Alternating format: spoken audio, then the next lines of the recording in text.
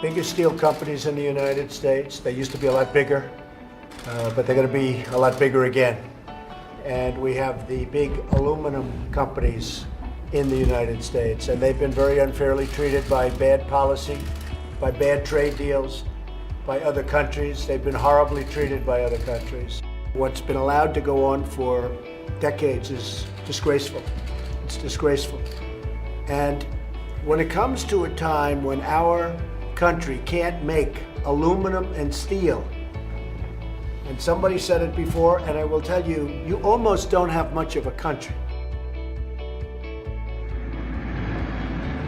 9 presumed Islamic militants have been killed along with 7 soldiers in a series of coordinated attacks in Burkina Faso's capital, Ouagadougou, according to official sources. 5 attackers were killed at the army's headquarters, while 4 more gunmen are said to have been neutralized at the French embassy. Police said security units were deployed to the scene and urged people to stay away from the area. Medical sources said 85 people had been injured. According to eyewitnesses, masked gunmen attacked the downtown army headquarters mid-morning with an explosion of 1 or possibly 2 car bombs in the car park of the building. Gunfire was heard near the French embassy at around the same time. It was the 3rd major attack in Ouagadougou in just over 2 years. Burkina Faso is one of a number of fragile countries on the southern rim of the Sahara Desert that are battling insurgent groups.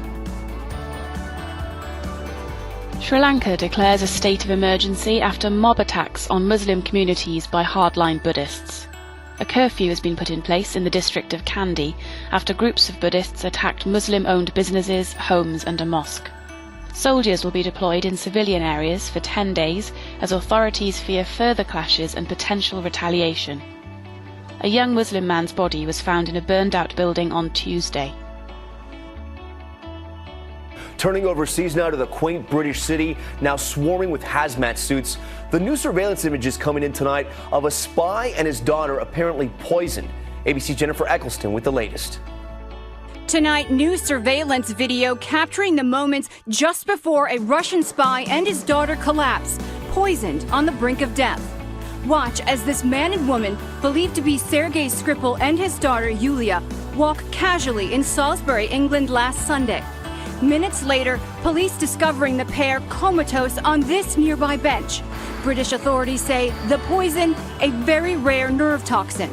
Tonight, they're still fighting for their lives as more than 250 counterterrorism police widen the crime scene across this normally quiet city. Shame on you! Shame on you! Dozens of high school students protested outside the White House on Monday, urging President Donald Trump and lawmakers to pass stronger gun control laws, following the deadliest high school shooting in U.S. history that left 17 people dead. Danielle Short is a school psychologist and calls Parkland, Florida, where the shooting happened, her home. I'm here today because I'm heartbroken for my community. We need to stand up to the NRA. We need to do what's right for kids, not guns.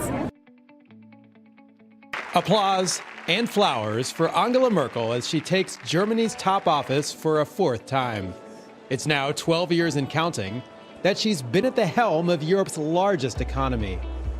I swear that I will dedicate my efforts to the well-being of the German people, promote their welfare, protect them from harm. But things were far from easy for the EU's longest-serving leader this time around. Deep divisions within her coalition and the emergence of the far-right AfD, now the largest opposition party, led to questions about whether Merkel was still firmly in control.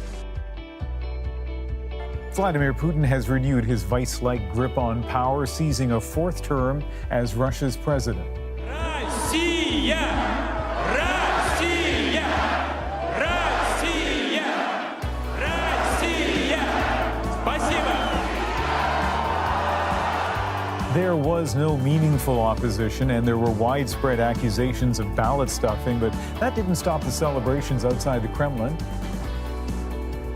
Nearly all of the 110 Nigerian schoolgirls kidnapped by Boko Haram last month are now free. The terror group released 104 of the girls Wednesday.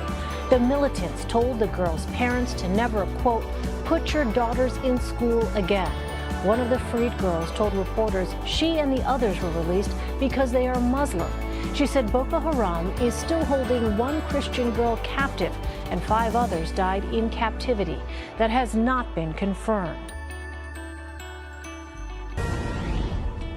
Well, a 6th bomb blast appears to have just rocked Austin, Texas, injuring at least 1 person. Police are investigating another package. They say it's suspicious. It could be an explosive.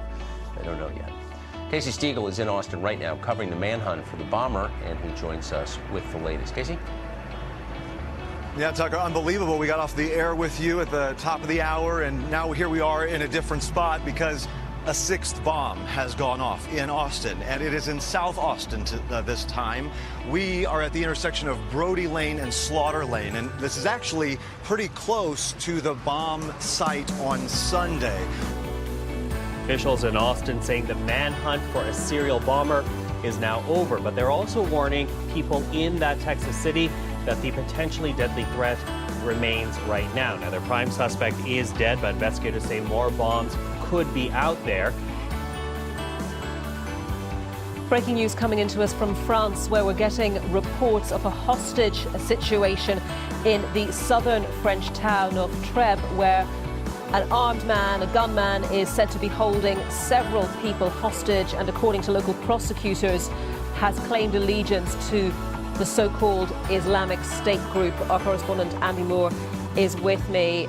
Andy, we are just getting details of this, but what more can you tell us? Well, it's an ongoing situation. The first we heard really was from the police saying there was an operation at the supermarket.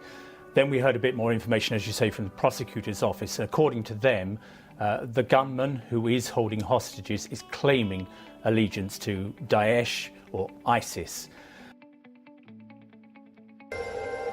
More than a dozen people died in a fire in southern Vietnam. The fire broke out in the early morning hours of Friday, March 23rd at an apartment complex in Ho Chi Minh City. Local media cited fire officials who said 13 people died in the blaze, mostly from suffocation or after jumping from high floors. Another 28 people sustained injuries. Police and fire department officials rescued more than 100 residents using cranes to reach apartment balconies. It took them about an hour to bring the fire under control. 64 people are now known to have died in a massive fire at a shopping centre in the Siberian city of Kemerovo. Many of the victims are children. Nearly 300 firefighters battled to contain the blaze. As Andrew Plant reports, the fire broke out in the Winter Cherry Mall while it was packed with Sunday shoppers.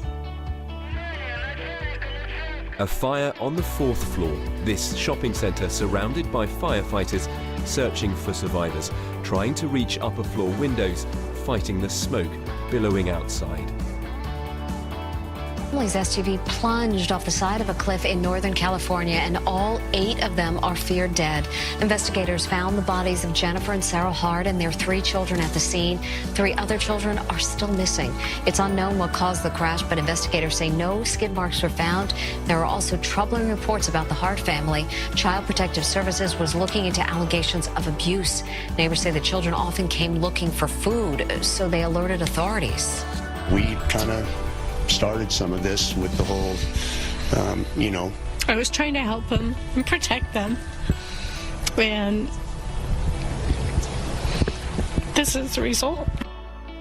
Among the 3 children still missing is 15-year-old Devontae Hart. He was captured in this viral photo back in 2014 during a demonstration in Portland to protest police violence.